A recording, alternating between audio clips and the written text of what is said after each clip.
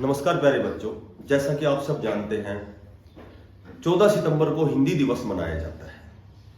14 सितंबर 1949 को भारतीय संविधान ने अनुच्छेद 343 के तहत संविधान के भाग 17 में हिंदी को राजभाषा घोषित किया। चूंकि महात्मा गांधी जी हिंदी को राष्ट्रभाषा बनाना चाहते थे। राष्ट्रभाषा से हमारा अभिप्राय है ऐसी भाषा जो विकसित होकर पूरे राष्ट्र या सार्वजनिक क्षेत्रों में बोली जाती है। लेकिन कई लोगों ने राष्ट्रभाषा के लिए विरोध किया। उन्होंने कहा कि जब हिंदी पूरे देश को ही बोलनी पड़े, जब हम हिंदी बोलने के लिए बाध्य हैं, तो इस आजादी का क्या औचित्य है। इसलिए 14 सितंबर 1949 को हिंदी को राजभाषा घोषित किया। राजभाषा से हमारा अभिप्राय ऐसी भाषा जिसे अधिकांश लोग बोलते हो, जो पूरे देश के लिए आसान भाषा हो, जिस भाषा के द्वारा पूरे राष्ट्र का धार्मिक, आर्थिक और राजनीतिक व्यवहार होता हो। हिंदी भाषा तक पहुंचने में हमें कई चरणों से गुजरना पड़ा। सबसे पहले वैदिक संस्कृत, जिसमें वेदों की रचना हुई। उसके बाद लौकिक संस्कृत, जिसमें रामायण और महाभारत की रचना हुई। उसके बाद पाली और प्राकृत, पाली बौद्ध धर्म की भाषा और प्राकृत जैन धर्म की भाषा। उसके बाद अपभ्रंश, जो आदिकाल की भाषा थी। और इसके बाद अनेक बोलियों ने भारतीय समाज में स्थान लिया। हरियाणवी, बुंदेली, कन्नौजी, ब्रज भाषा, खड़ी बोली, अवधी, बघेली, छत्तीसगढ़ी और मेवाती, मालवी, मारवाड़ी, कुमाऊनी, गढ़वाली, भोजपुरी, मगही और मैथिली। तत्पश्चात 14 सितंबर 1949 को हिंदी को राजभाषा बनाया गया।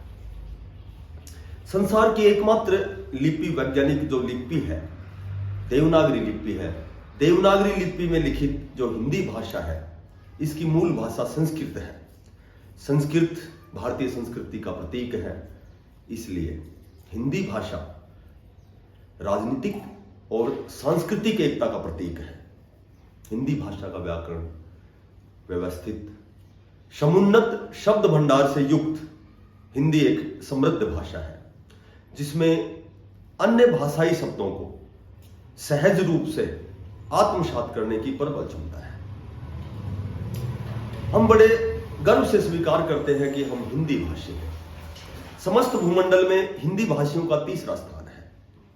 लेकिन बड़े खेद का विषय है, आज हिंदी भाषा को वह सम्मान प्राप्त नहीं है जिसकी वह अधिकारिणी है। आज का युवा वर्ग अपने जीवन की व्यस्तता में इतना लग्न है कि उसे आज का दिन भी याद नहीं रहता।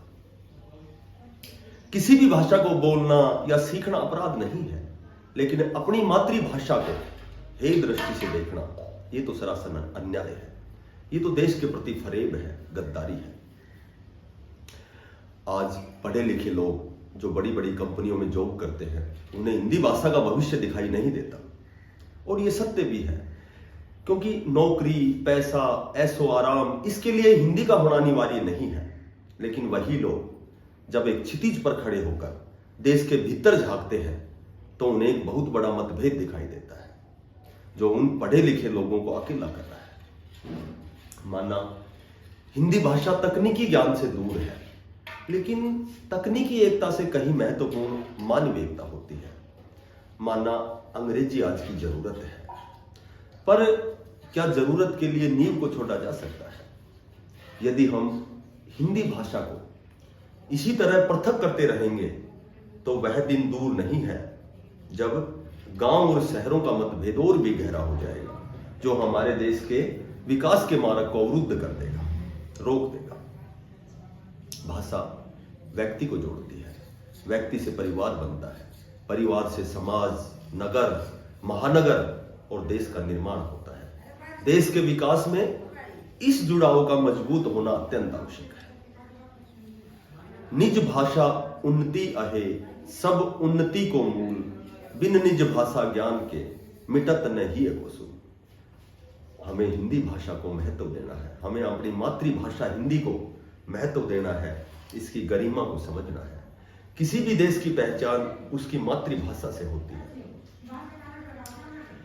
3 रंग का नहीं है वस्त्र, ये ध्वज देश की शान है। यही है गंगा, यही हिमालय, यही हिंद की जान है, और 3 रंग से रंगा हुआ ये मेरा हिंदुस्तान है। धन्यवाद।